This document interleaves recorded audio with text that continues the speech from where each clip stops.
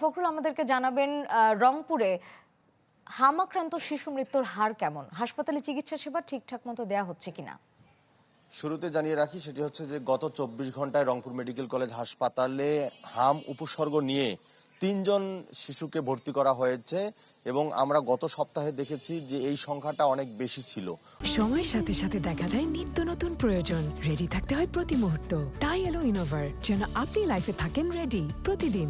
Innova, designed for now. অর্থাৎ বোঝাই যাচ্ছে যে রংপুর অঞ্চলে রংপুর বিভাগের মধ্যে হামের প্রকোপ কিছুটা কমেছে। আপনাকে যদি জানিয়ে দেই সেটি হচ্ছে যে এই গত কয়েক মাসে ৪ শিশু হাম উপসর্গ নিয়ে আক্রান্ত হয়ে রংপুর মেডিকেল কলেজ হাসপাতালে মৃত্যু হয়েছে।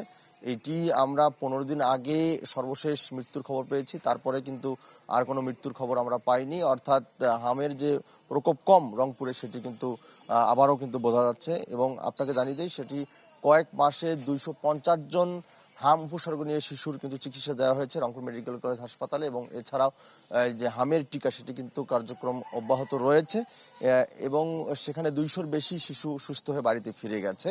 এবং বর্তমানে রংপুর মেডিকেল কলেজ হাসপাতালে ৩৭ জন শিশু হাম উপসর্গ নিয়ে চিকিৎসা নিচ্ছেন। তবে সংকট সেটি হচ্ছে যে রংপুর মেডিকেল কলেজ হাসপাতালে শিশু ওয়ার্ডে হামের উপসর্গ নিয়ে ভর্তি হওয়া শিশুদের চিকিৎসা দেওয়া হচ্ছে, সেখানে আসলে সাধারণ রোগে আক্রান্ত যারা শিশু আছে তাদের সঙ্গে রেখে চিকিৎসা দেওয়া হচ্ছে। এটি কিন্তু একটি শঙ্কার বিষয়।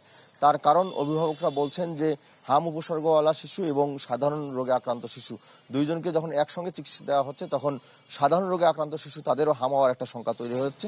এবং স্বাস্থ্য বিশেষজ্ঞরা বলছেন যে এটি আসলে আলাদাভাবে চিকিৎসা দেওয়াই উত্তম। আমরা কর্তৃপক্ষের সঙ্গে কথা বলেছি, রংপুর মেডিকেল কলেজ হাসপাতালের পরিচালক আমাদেরকে জানিয়েছে সেটি হচ্ছে যে একটি ওয়ার্ড আইসোলেশন করা হয়েছে সত্য, কিন্তু সেখানে মাত্র ৭ থেকে ৮ জন শিশুর ধারণ ক্ষমতা রয়েছে। বাকি শিশুদের আসলে ধারণ ক্ষমতা না থাকায় তাদেরকে কিন্তু সাধারণ ওয়ার্ডে রেখে চিকিৎসা দেওয়া হচ্ছে। তো সেই ব্যবস্থাও কিন্তু রংপুর মেডিকেল কলেজ হাসপাতালে নেই, কারণ পরিচালক আমাদেরকে জানিয়েছে সেটি হচ্ছে যে শিশু ওয়ার্ডে এত বেশি রোগীর চাপ, সেখানে সাধারণ রোগীদের চিকিৎসা দেওয়াও খুব কষ্টসাধ্য বিষয়। সেখানে হামে আক্রান্ত বা হাম উপসর্গ নিয়ে আক্রান্ত শিশুদের আলাদাভাবে চিকিৎসা দেওয়া সেটি দুরূহ ব্যাপার। সেই জন্য কিন্তু তারা মন্ত্রণালয় এবং সরকারের কাছে দাবি জানিয়েছেন যে একটি আলাদা ওয়ার্ড যদি হয় তাহলে এই যারা আসলে এই সংক্রমণ রোগে আক্রান্ত শিশুরা আছে তাদেরকে আলাদাভাবে রেখে চিকিৎসা দেওয়া যায়। এখানে রংপুরে একটি শিশু হাসপাতাল রয়েছে যেটি আসলে দীর্ঘ ৭ বছর ধরে বন্ধ রয়েছে, সেটি যদি চালু হয় তাহলে এই সংকট কমবে। তো এই ছিল এখানকার সর্বশেষ। ধন্যবাদ ফখরুল।